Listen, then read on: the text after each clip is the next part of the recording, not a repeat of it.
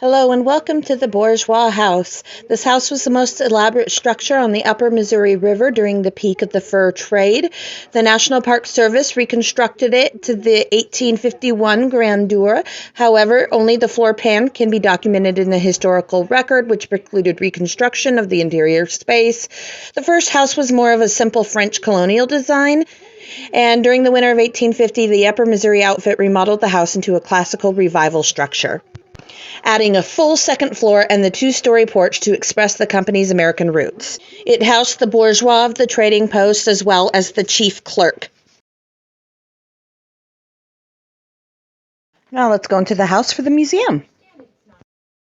Although the military spent only a few years at Fort Union, soon building Fort Buford in a more strategic location, archaeological evidence of the Army's presence has been found. Of particular interest is the button, which bears the insignia of a North Carolina regiment. A number of Southern soldiers, called galvanized Yankees, chose duty on the frontier with the Union Army rather than languishing in a prisoner of war camp.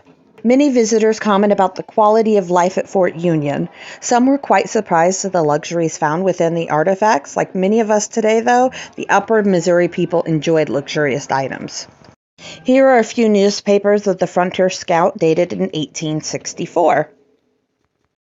I was unable to properly document everything that I wanted to since there were other visitors here watching an informational video, and I did not want to disturb them. Here is a glass jar that once contained bitters. Bitters was a common item found within the inventory of the fort. Interaction between the white traders and tribes during the trade sessions were considered very ceremonial in nature, so sharing gifts and smoking out of traditional pipes and speeches were all done according to tribal customs. The exchange of buffalo robes and furs cemented complementary relationship between fur traders and Indian tribes, and it was all centered here at Fort Union. Here we have some bison furs and other furs and Native American artifacts. The American Fur Company was an international business established by John Jacob Astor in 1808. The fur of the bison is very soft. I also found a beautiful wolf hide. The cold, frigid temperatures in the winter on the prairie lands, bison hide and fur were very essential to keep warm. The tribal people traded buffalo robes, meat, corn, beans, squash, beads and jewelries and other materials that belonged in their world to Euro-Americans, as the European goods attracted the interest of the tribal people.